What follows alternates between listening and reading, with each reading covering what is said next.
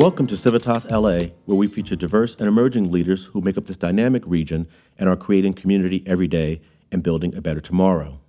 Thank you again for joining us as we continue our four-part series where we take a look at dynamic leaders who are moving South Los Angeles forward. Once again, we just want to thank Councilmember Curran Price for introducing our series, and we also want to thank Darrell Nation and One Nation's Legacy LLC for their generous sponsorship of this four-part series on South Los Angeles. Promoting neighborhood revitalization, educational excellence, and economic empowerment in order to realize the promise and potential of South Los Angeles.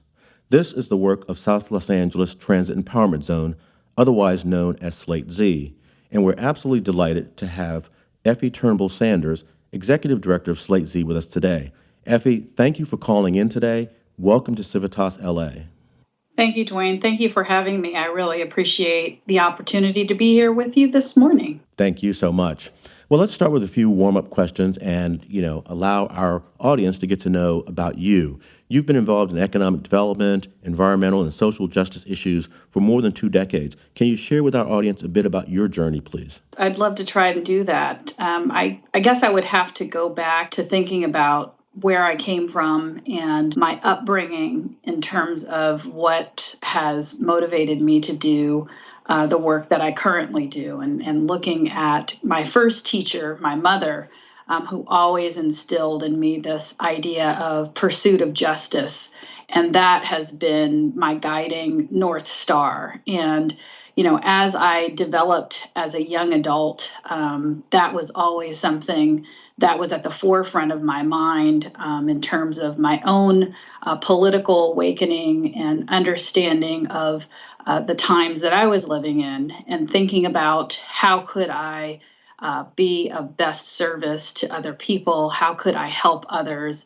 Again, lessons learned from my mother. And so when I started college, at UCLA, I was immediately recruited to participate in a social justice effort called the African Education Project, which brought community activities to UCLA and then UCLA back out into the community. And it was there that I had the firsthand experience of understanding how poverty impacts young people and what's necessary to be able to help change the trajectory of lives that are starved of opportunity and starved of the appropriate chances and supports for success. And although I had myself been raised in a family that had experienced intermittent levels of poverty, it was nothing compared to some of the challenges that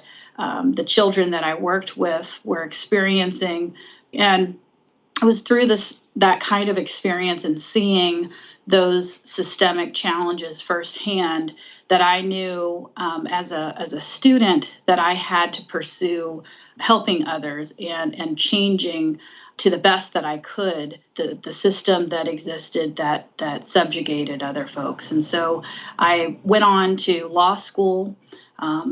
During law school, I went to South Africa and worked on efforts in the finalization of their new constitution right after the dismantling of apartheid. And in particular, I worked on a study around the Restitution of Land Rights Act, which worked to give folks who had been displaced and who had their land stolen from them during the Group Areas Act in the apartheid era.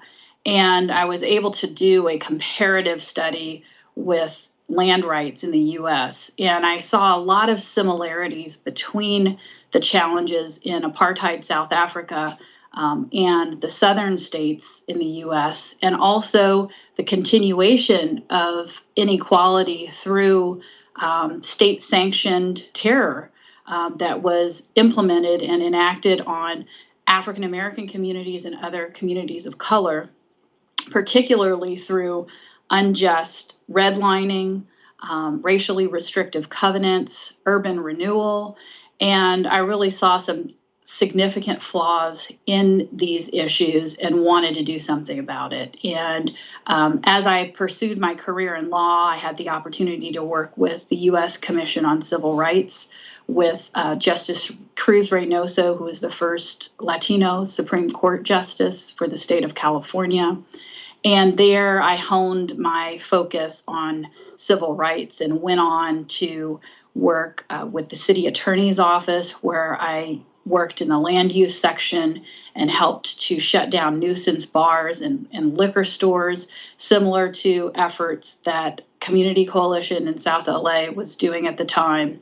And then I took my efforts to LAUSD, to the Los Angeles Unified School District, to help with the building of new schools to support communities of color where they were facing a lot of overcrowding and lack of access to schools that were not dilapidated. And then I had the fortunate opportunity that most people don't have, I think, is to bring all of that experience together and roll that all up into one, and have the real serious privilege to serve as the Slate Z's first executive director, where we work on issues ranging from access to jobs to education and transit infrastructure. And in that way, pulling all of these issues together in a collective impact model has been extremely fulfilling and extremely important, particularly in the time that we're living in now. So how long have you served as executive director of Slate Z? You're the founding executive director. When did it come into being? Well, it came into being before I started. So while I'm the first executive director, I can tell you a little bit about the background of Slate Z if you want. Does that sound all right? Absolutely, because we know that it had a very interesting beginning. So let's set the scene for our audience and tell us about the South Los Angeles Transit Empowerment Zone and how it came about. Yes, it's a very exciting story. The story is one of resilience, one that demonstrates the true spirit of South Los Angeles to never take no for an answer and to achieve things that folks never thought could occur, even in the face of many obstacles. And so Slate Z is a federally designated promise zone. It comes out of the Obama era. It is modeled after the collective impact model that many have heard of through the Harlem Children's Zone. And Slate Z finally won its designation in the third round of the Promise Zone competition. It started in 2014, and unfortunately, Slate Z in South LA was not eligible to even apply for the Promise Zone designation because it hadn't received one of the prerequisite federal grants to be able to demonstrate viability and compete. And so in 2014, Los Angeles did win a Promise Zone, but it was for the area covering parts of Hollywood and MacArthur Park. And after that designation occurred, South Los Angeles residents really rallied around the idea of South LA getting one of these Promise Zone designations to try and alleviate poverty, create opportunity. And so in 2015, the South Los Angeles Transit Empowerment Zone, Slate Z, applied for a Promise Zone designation. Unfortunately, we did not win. And a lot of folks said you couldn't get two Promise Zones in one city at the time, as they're fairly rare designations. And rather than give up, Slate Z went ahead and applied. Although we didn't get the application, we sought a review. So the two areas that Slate Z scored low on were the areas of vacancy rates and unemployment rates. And the way that they were calculated did not take into consideration the unique ways that poverty shows up in Los Angeles. So rather than just take the loss, Congress members Lucille Roybal Allard and Karen Bass, along with other community leaders, worked together to develop a strategy. They hired Dr. Manuel Pastor at USC to develop a study that more particularly described the issues of poverty in Los Angeles and how that poverty is different than other areas of the country. Fast forward, they invited then HUD Secretary Castro on a poverty tour of South Los Angeles and sat Dr. Pasteur next to him on the bus, explained the challenges and why South Los Angeles was in such significant need. And then that advocacy rang through so much that the Department of Housing and Urban Development, HUD, changed their criteria and eliminated those two criteria where South Los Angeles scored low. We applied again in 2016 and we won. And that is a testament to the spirit of South Los Angeles, one of resilience and never giving up. Previously there had been federal empowerment zone designations, and also California had state enterprise zones. So tell me, for our audience, particularly those who are not here in California, how are these zones different? Well, they can be confusing. A lot of folks intermix them and interchange them. And the Slate Z name is kind of interesting. So, the reason why we called ourselves an empowerment zone is we did not have the right to call ourselves a promise zone until we won the designation. And so, we had to organize ourselves as a nonprofit organization with a name. And so, the empowerment zone was our original name. And so, that's where we come with the empowerment zone. There is a difference between federally designated empowerment zones, however, and the promise zones. And so federally designated empowerment zones were an initiative of the Clinton administration, and they gave business tax credits for hiring employees who lived in the zones. Similarly, the state enterprise zones also provided some benefits for employers that included those tax incentives and also some preference points on state contracts. There are a few zones that currently still exist on the state level, but primarily don't overlap with South Los Angeles. Terrific. And again, for our audience's education here, give us the general geographic boundaries of your service area. When we applied for the Promise Zone, we could only have 200,000 residents. And in order to be competitive, we also had to capture areas of high need and high poverty. And we wanted to have a focus, a Black-brown focus on the Latinx and African American communities. And so if folks go online and see our geographic boundaries, it looks kind of like a gerrymandered jigsaw puzzle. So that is only important for purposes of potential preference points that we get as a promise zone on certain federal grants. But our programs and projects are really much more expansive and cover the entire South Los Angeles area with the exception of a few areas. So generally speaking, if you look at a map of LA, we're talking south of the 10 freeway. The western border would be out to La Brea. The eastern border is at Alameda. And then the southern border would be north of the 105 freeway, so just north of Watts, and also not including Inglewood, so mostly city of LA and a little bit of unincorporated county of LA.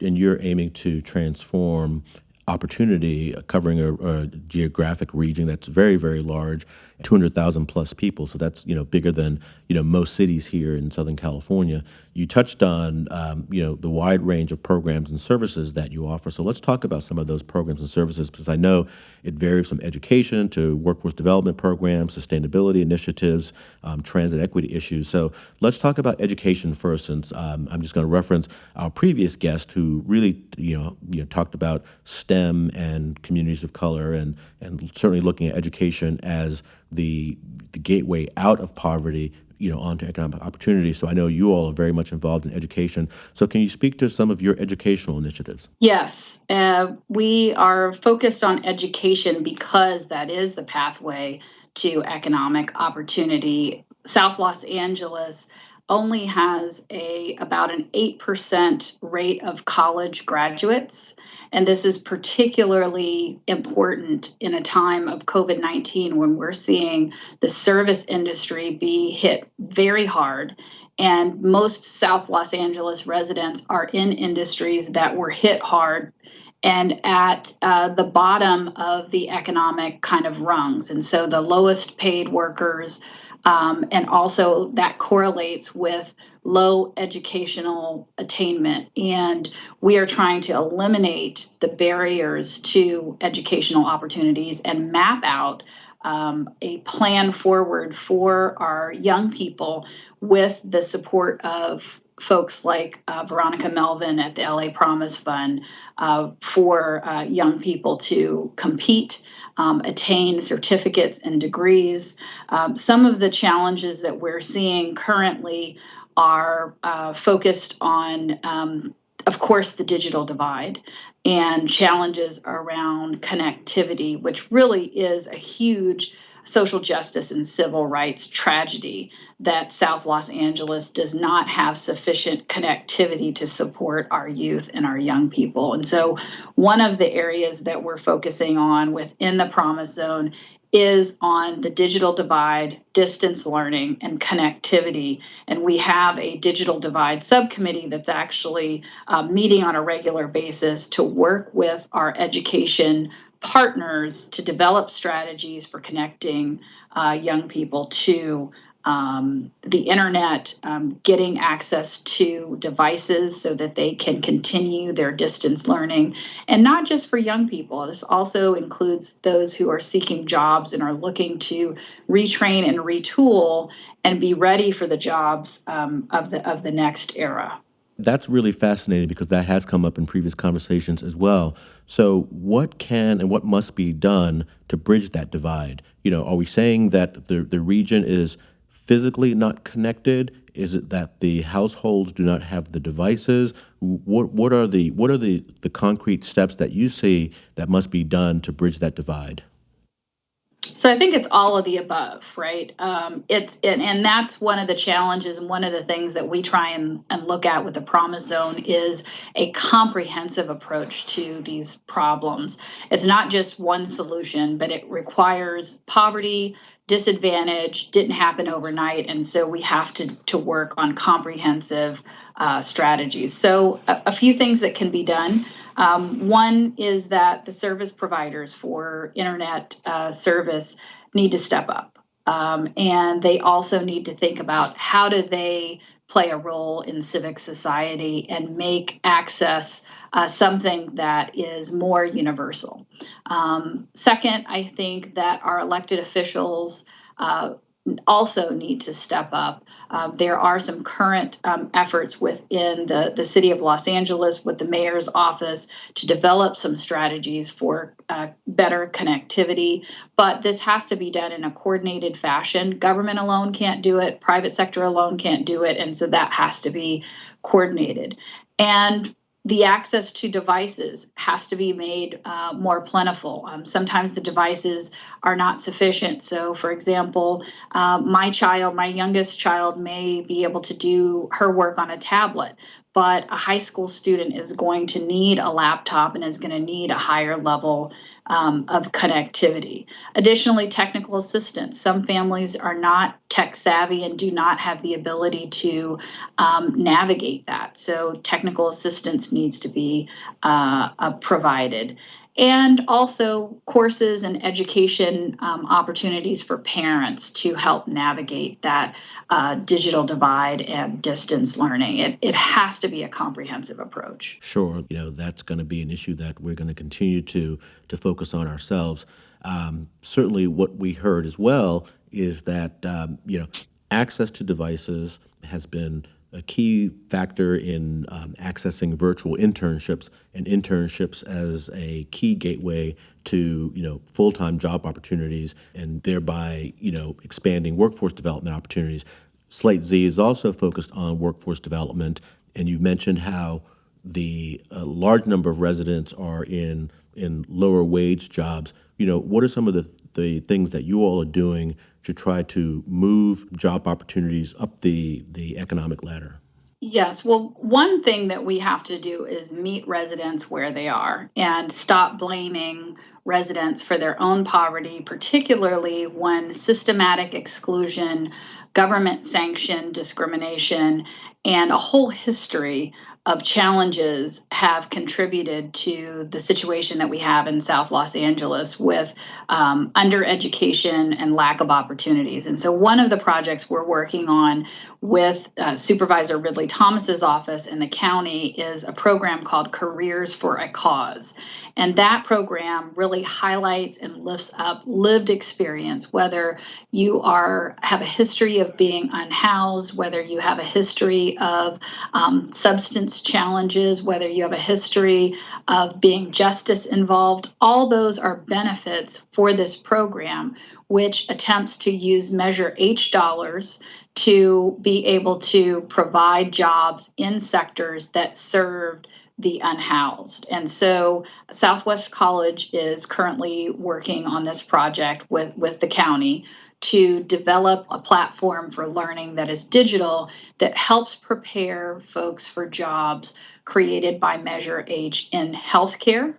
The other area that Slate Z is working on in conjunction with the mayor's office is Hire LA and working to get young people connected to jobs, particularly in high growth areas such as the tech sector, those areas that are accessible and could be game changers in the long term. We're also working on construction trades jobs as those jobs continue to be in high demand and will likely resume after the pandemic, gets under control. Sure. And so as you talk about workforce development and particularly aimed at young people, let's talk about small businesses, existing businesses, entrepreneurs who, mom and pop businesses, particularly on our commercial corridors in South Los Angeles. There was a really fascinating article that I saw. It may have been in the Washington Post actually, that talked about the impact of COVID on small minority-owned businesses, whether it's Chinatown or South Los Angeles was highlighted, and others. What are you seeing, and what are you all doing with regards to support for small business entrepreneurs in South Los Angeles? Very good question. This is one that is of deep concern for us because it is the foundation and the lifeblood of South Los Angeles. Small businesses support so many families and provide so many benefits to the community, but they are not appropriately supported. There has been a history of lack of access to capital to start with. Right. Particularly South Los Angeles businesses have still not, even before the pandemic, recovered from the lack of access to capital that occurred after the 2008 Great Recession. And so we have a particular focus on supporting small businesses and also thinking about even as crazy as it sounds, startups during this time. And now is a really interesting time for innovation and startups. So one way that we have been working on a rapid recovery plan is to help support Council District 8's Meals for Seniors program. And so we served as an intermediary to assist with feeding two birds with one seed, where we were able to help support small businesses who were serving meals restaurants to help keep them afloat during the pandemic, and then also be able to support seniors. And so in that way, we were part of an economic stimulus to try and keep some of those businesses going.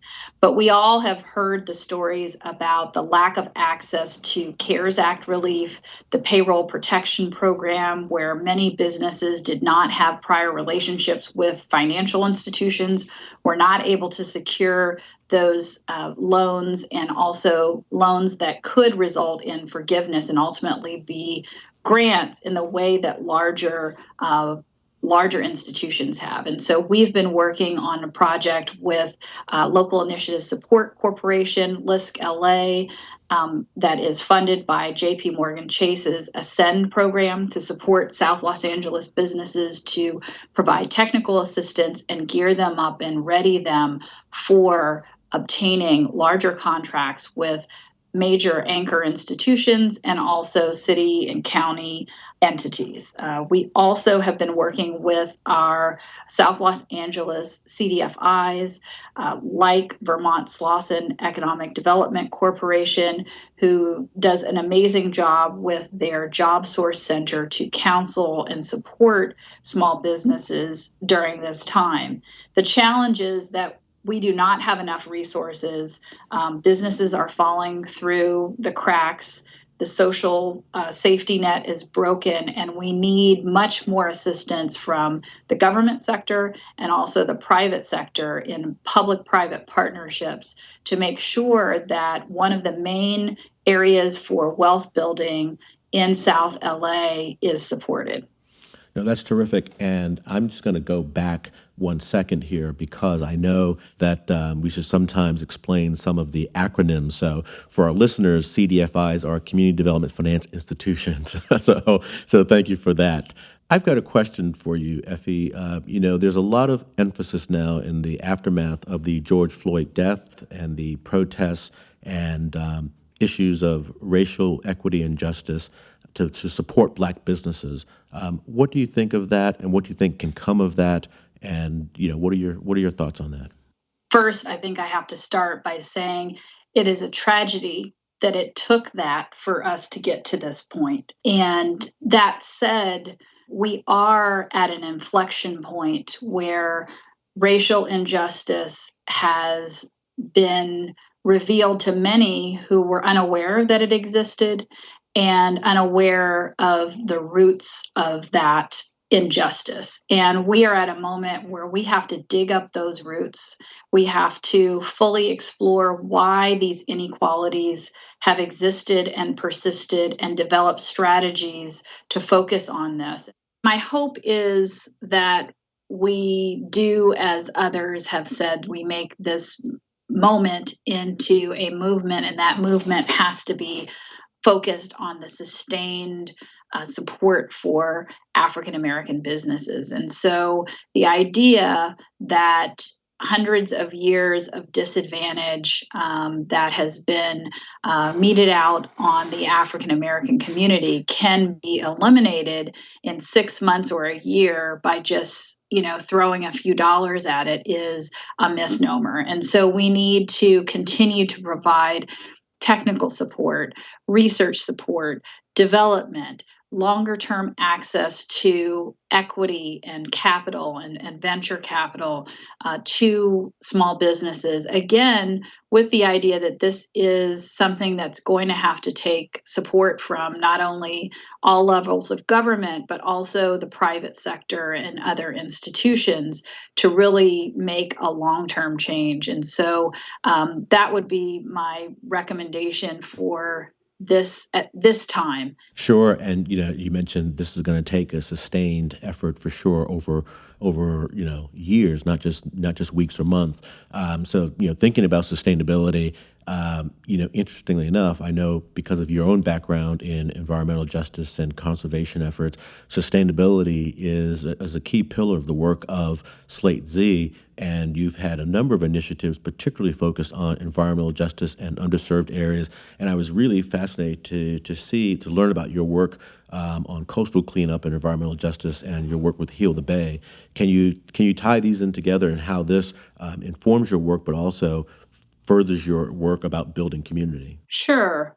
I think my work in the environment definitely informs the work of my work as the executive director of Slate Z. And I served for about 15 years on the LA League of Conservation Voters Board and am the current environmental justice designee and governor's appointee to the California Coastal Commission. And so I feel like the sustainability lens is kind of baked into who I am. And a lot of folks may miss this, but many South Los Angeles organizations and residents are extremely concerned about the environment and sustainability.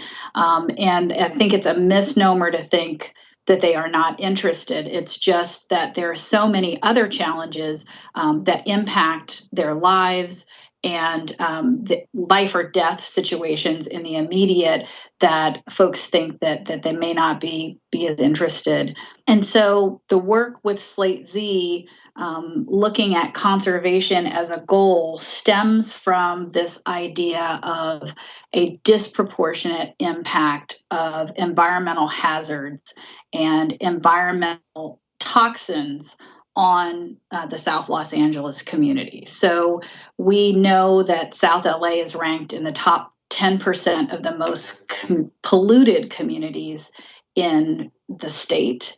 We also know that, for example, as a result of that pollution and contamination, the South Los Angeles community is more likely to experience lung cancer, coronary heart disease, stroke, diabetes, and just, as a fact, for example, South Los Angeles residents have a life expectancy of nearly 12 years less than, for example, a resident living in Brentwood as a result of those environmental inequities.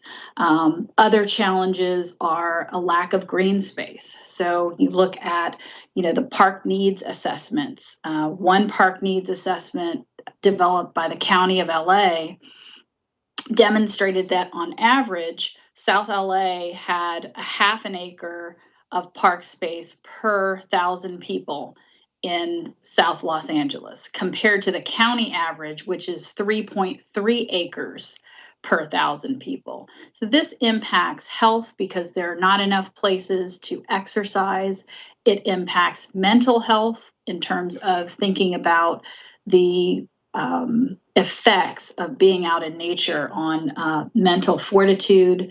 And there are even studies that have linked the lack of access to green space and health to an increase in diagnoses of ADHD and ADD in children. And so we have to think about when we're talking about infrastructure development, when we're talking about programming, we have to consider those things. So the ways in which we have incorporated that lens of sustainability and environmental justice include a couple of programs that I can talk about. I can go into those. Would you like me to do that? No, absolutely, because I'm fascinated by this because when I was new-ish to Los Angeles 15, 16 years ago and worked with the Los Angeles Economic Development Corporation and covered South Los Angeles, I was always fascinated by the area called the Goodyear Tract, which I'm sure you know very well. And I was always amazed by the amount of industrial activity in this particular area right adjacent to homes, and I'm just curious how this was allowed to happen and go on for so long, and how do we correct that? Yeah, that's a very interesting. It's a very interesting question because the Goodyear Tract is included in our promise zone.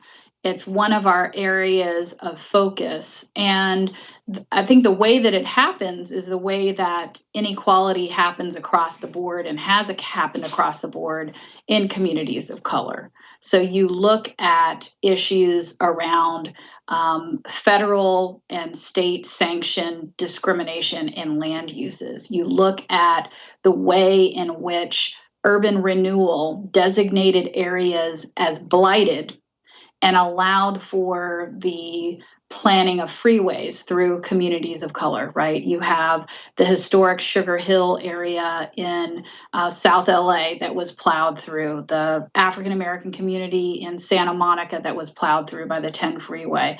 You have East LA communities that are similarly disadvantaged because they have freeways going through the communities and impacting air quality and impacting health. And so, in the same way, land use was planned or not planned in South Los Angeles without restrictions and without restraints, where the interests of large businesses were prime and were focused on, whereas the interests of residents were secondary. And so a lot of these uses predated the regulations around zoning and ordinances and the California Environmental Quality Act, CEQA.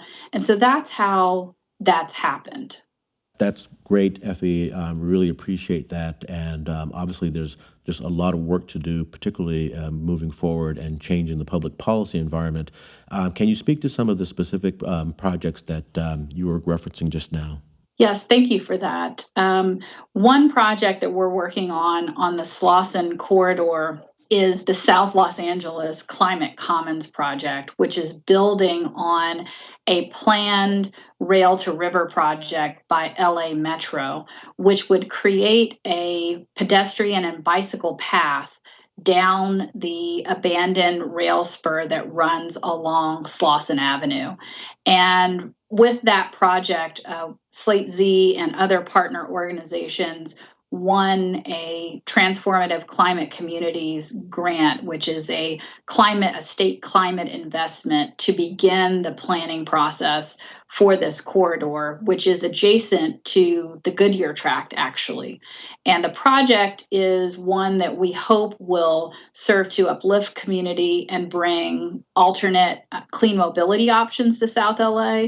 And so we're looking at the various impacts of climate change and historic unequal land use practices. So we're looking at strategies around the development of green space and parks, affordable housing, displacement avoidance, mitigating air quality challenges, and looking at community health opportunities on that 8-mile stretch along that Slauson corridor with resident engagement, small business development, workforce development in that way.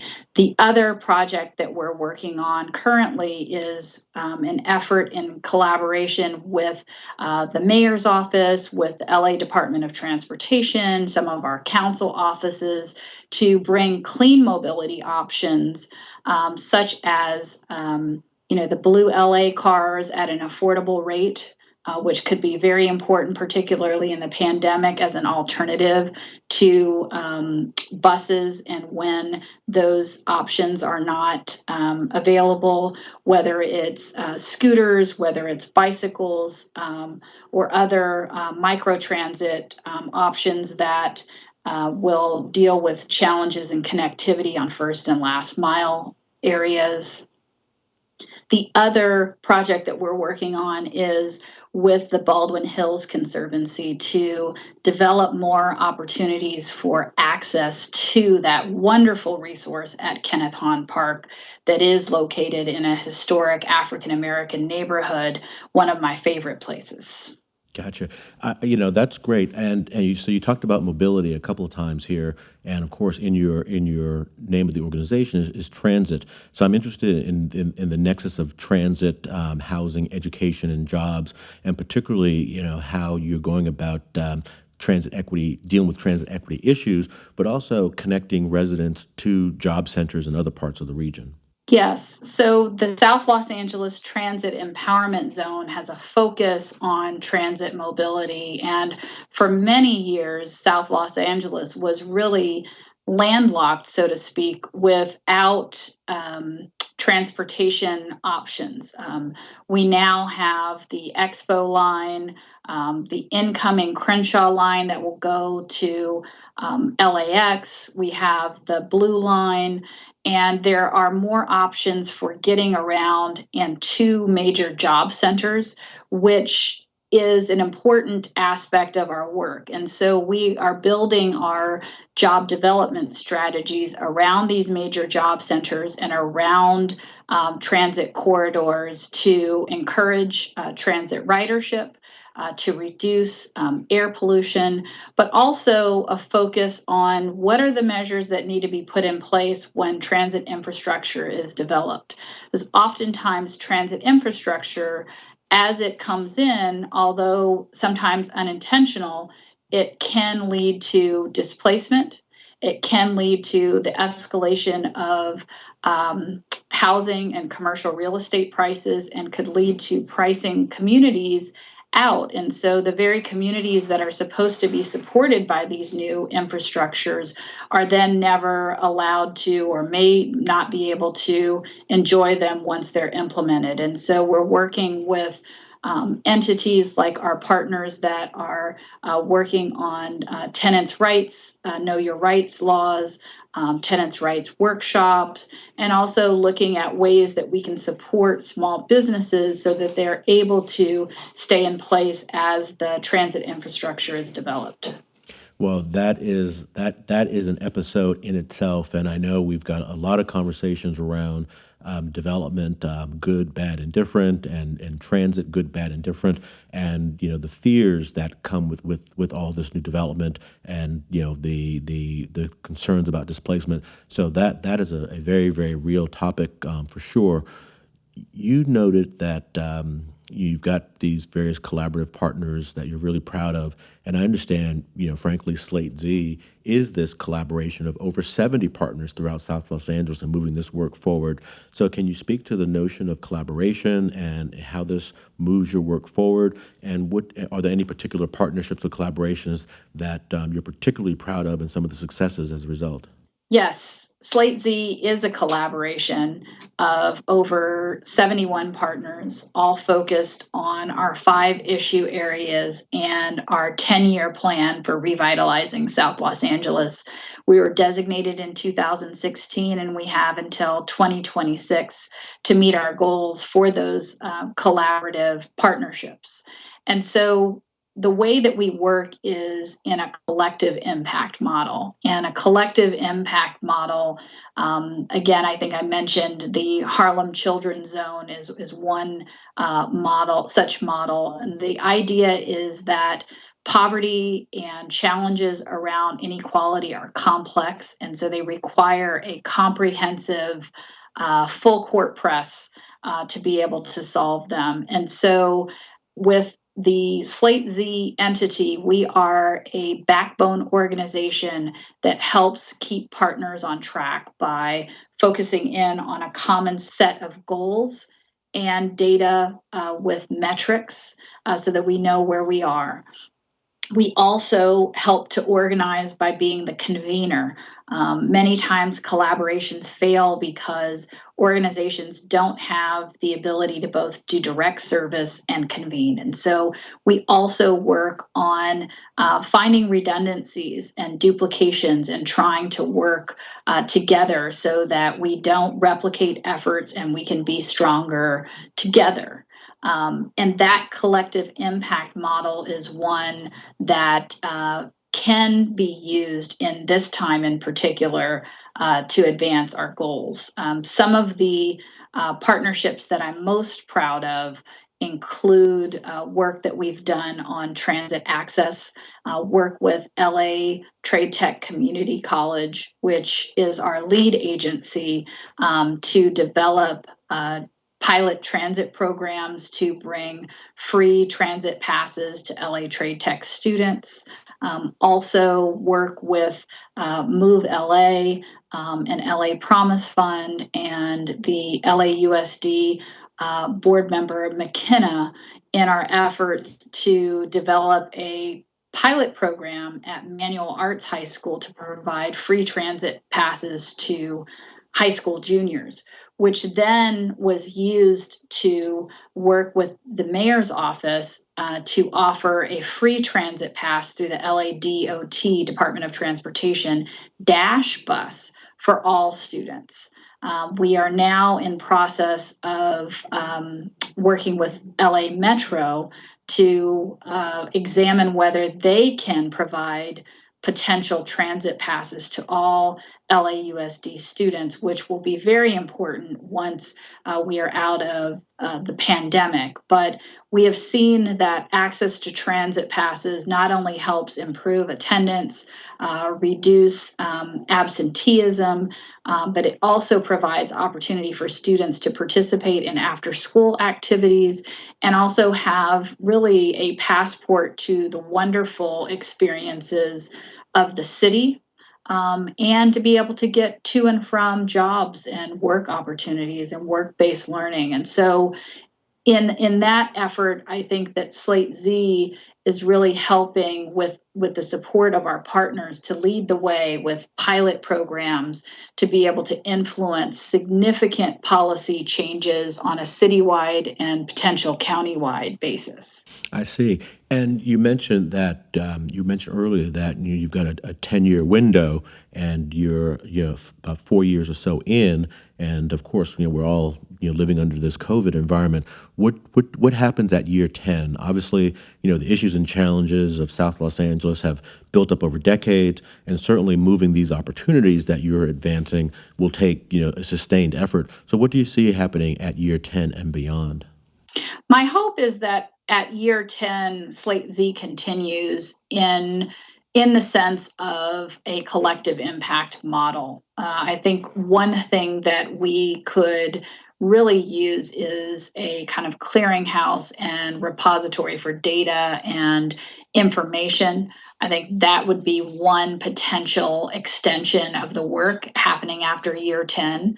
But really, what we have done with the partnership is something that is necessary to continue after the designation so that we can have a lot more strength in numbers.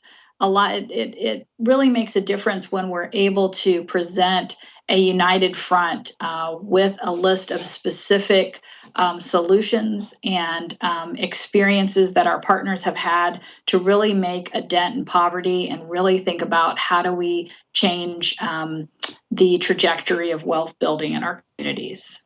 That's great. And so you've got 71 partners you mentioned, and you're covering a wide range of areas: workforce development, job training, education, transit equity. Where are the gaps? What are the types of new partnerships that you're looking for currently? What are the areas that you would like to see Slate Z involved in, and how can others get involved in this activity? I think that in terms of gaps, we still need to focus on the jobs of the future. And one area that is emerging is the sector of biotech. And there are areas of the city that are doing that work, but I believe that South Los Angeles is particularly well suited for that industry and the development of jobs. Many jobs in that sector also do not require a 4-year degree, and so it is an area where folks could be retrained, and many of the salaries top $80,000 a year. So I think that would be one area. Another area is that we need more expansion in is training in general tech jobs and orienting our young people towards those again, not requiring necessarily a 4-year degree, but can provide some immediate benefit. And then the other area would be in public private partnerships. There needs to be more opportunities for the private sector to partner with direct service providers in the Slate Z partnership that are demonstrating significant results, and that's where to put resources. So I would say in those three areas. We're going to put this in our show notes, but can you share with our audience where they can learn more about your organization and your collaborative partners as well if they want to get involved? If you want to get involved with Slate Z and our partner organizations, you can go to www.slatez.org. And if you go under info, you can leave a message at info@slatez.org, and we'll get back to you. And you all will serve as the gateway to all the other partners then? We would, Okay, yes. excellent. You talked about a lot of initiatives, and you talked about a lot of the challenges, and you talked about the collaboration of all your partners and what it's going to take. Again, going back to the word sustainability, so I'm going to use that word over and over again. So, beyond 10 years, what does a thriving South Los Angeles look like to you?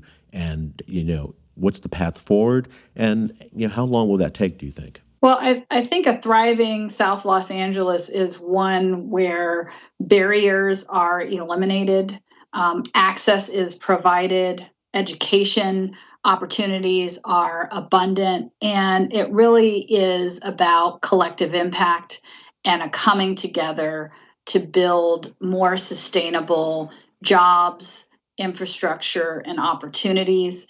It has to be a vision that's grounded in equity and justice, and one that reflects that. And with respect to the elimination of barriers, where everyone has a fair opportunity to succeed. Well, that's great, and we are certainly going to continue, on this conversation. As I said, this is only the third of a four-part series, but I know we'll come back to this topic because it's so important and such a important part of the Los Angeles region. Effie, this has been great, and we're really excited about the work that you're doing, and we certainly want to invite you on again because, I really do want to have another conversation, particularly focused on sustainability, conservation, and environmental issues. So if you're happy to join us again, we'd love to have you. I would love to join. I know we were somewhat limited in time, but there are some really interesting stories around particularly African American beach going and challenges around access to the beaches and a history of exclusion in the state of California that really needs a light shined on it. No, that's great. It's just terrific to know you and know your work. But before we leave this particular episode, we have developed a lightning round where we ask all of our guests to give us really quick answers on their Los Angeles, or in this case, your South Los Angeles. So if you don't mind, we're just going to throw a few lightning round questions to wind down our conversation. Great. Where are you from originally? Originally from Ann Arbor, Michigan, and my family's from Ann Arbor and the Detroit area. And which neighborhood do you reside currently, if you don't mind sharing with our audience? I live in Mid-City. Mobility, you're Slate Z. Transit is a big thing. Mobility is a big issue in Los Angeles. So Uber, Lyft, Yellow Cab, bike, bus, walk, metro, scooter. I got to say bike right now. Netflix, Amazon, Disney Plus, Hulu. Netflix. Favorite Los Angeles restaurant or favorite South LA restaurant or two? Favorite South LA restaurants got to be Aki Bamboo in Leimert Park and probably followed by Simply Wholesome.